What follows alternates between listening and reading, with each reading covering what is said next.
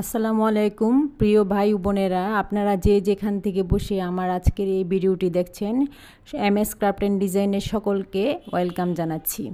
আজকে আমি lavender colour একটি সেমি মসলিন শাড়িতে হ্যান্ড পেন্টিং করে আপনাদের সাথে শেয়ার করছি।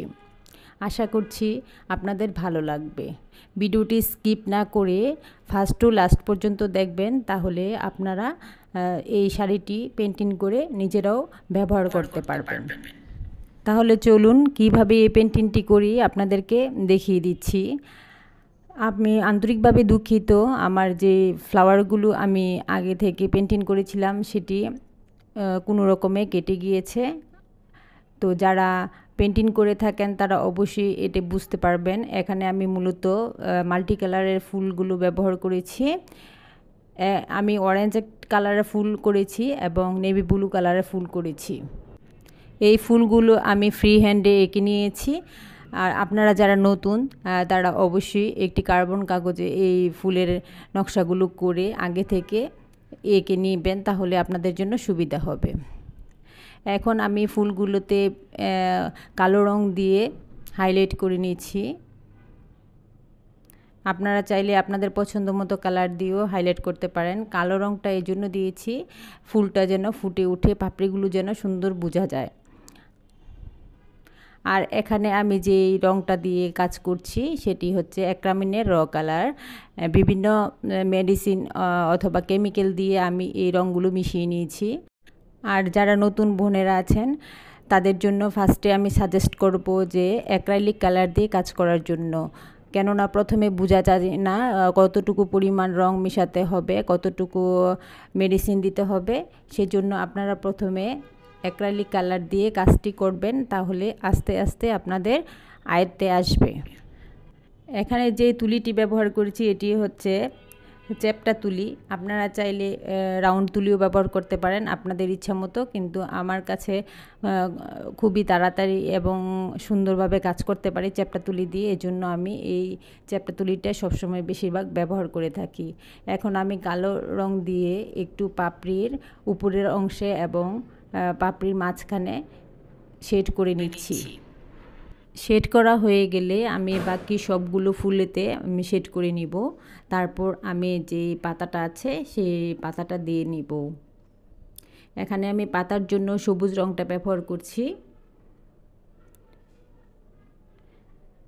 আপনারা চাইলে আপনাদের পছন্দ মতো কালার দিয়েও এই পাতাটা দিতে পারেন। যেহেতু ল্যাভেন্ডার কালার, এই ল্যাভেন্ডার কালারের বিভিন্ন কালার দিয়ে পাতা দেওয়া যায়, তাহলে দেখতে অনেকটাই সুন্দর লাগে।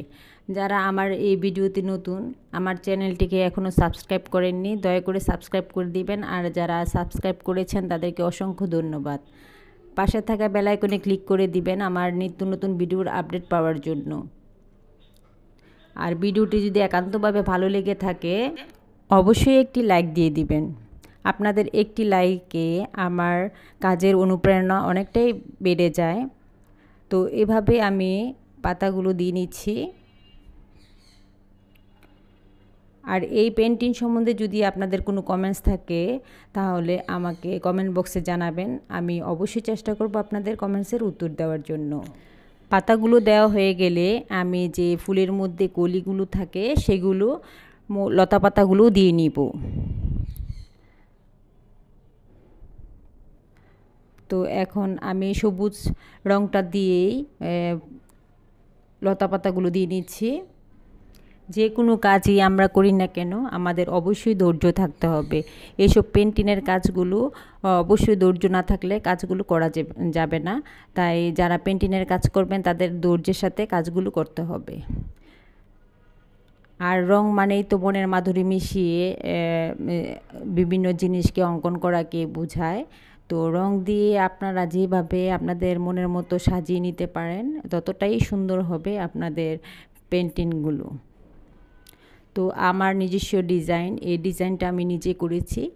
এভাবে আমি প্রত্যেকটি শাড়ি এবং চাদর এবং থ্রি পিসে এভাবে পেন্টিং করে থাকি। সম্পূর্ণ শাড়িটা পেন্টিং করা হয়ে গেলে শাড়ির সৌন্দর্যের জন্য আমি আফসান দিয়ে একটু হাইলাইট করে নিব ফুলের উপরে। পেন্টিংয়ের মধ্যে আফসানের কাজগুলো যদি সুন্দরভাবে করা যায় তাহলে কাপড়ের সৌন্দর্য বহুগুণ বৃদ্ধি পায়। আর আপনারা অবশ্যই ভালো ব্র্যান্ডের আফসান ব্যবহার করার চেষ্টা করবেন, কেননা আফসানগুলো কাপড় ধুতে ধুতে উঠে যায়, তাহলে দেখতে ভালো লাগে না, ফ্যাকাশে হয়ে যায়। যদি আপনারা ভালো মানের আফসান ব্যবহার করেন তাহলে উঠার কোনো সম্ভাবনা নাই।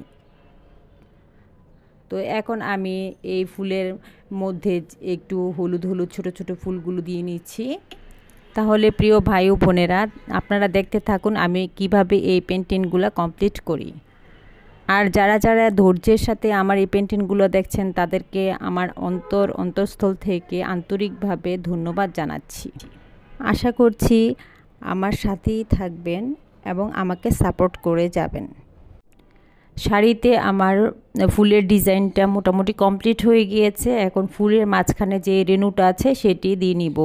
এখানে রেণুর জন্য আমি হলুদ কালার রঙটা ব্যবহার করছি। এই ফাঁকে আমি হ্যান্ড পেন্টিং শাড়ি এবং যে কোনোই কাপড় আপনারা করেন না কেন, এগুলোর যত্ন সম্বন্ধে একটু টিপসগুলো হলো, আপনারা হ্যান্ড পেন্টিং শাড়ি করে কখনো রোদে শুকাবেন না, ফ্যানের বাতাসে শুকিয়ে নিলে হবে। আর অবশ্যই পেন্টিং করার পরে উল্টো পিট করে আয়রন করে নিতে হবে, তাহলে রঙটা খুবই টেকসই হয় ও উঠার কোনো সম্ভাবনা থাকে না। আর আপনারা মিনিমাম চেষ্টা করবেন পেন্টিং করার 6-7 দিন পরে কাপড়গুলো ওয়াশ করতে। আর বেশিরভাগ হ্যান্ড পেন্টিং কাপড় তেমন বেশি ধুতে হয় না, আর ওয়াশিং মেশিনে কখনো ধুতে যাবেন না, তাহলে কাপড়ের রঙের উজ্জ্বলতাটা নষ্ট হয়ে যাবে। একটু শ্যাম্পু অথবা হুইল পাউডার দিয়ে হালকাভাবে অথবা আলতোভাবে ধুয়ে উঠিয়ে ফেললে হবে। আর কাপড়গুলো ব্যবহার করার পরে ফ্যানের বাতাসে শুকিয়ে রেখে দিলেই হবে। প্রিয় ভাই ও বোনেরা, আমি যে পেন্টিংটি করেছি সেই পেন্টিংয়ের শাড়ির ফাইনাল লুকটা আপনাদেরকে দেখিয়ে দিলাম। তো অনেক কথা বলেছি, যদি ভুল হয়ে থাকে আমাকে ক্ষমার দৃষ্টিতে দেখবেন। আজকের মতো এখানেই বিদায় নিচ্ছি। আসসালামু আলাইকুম।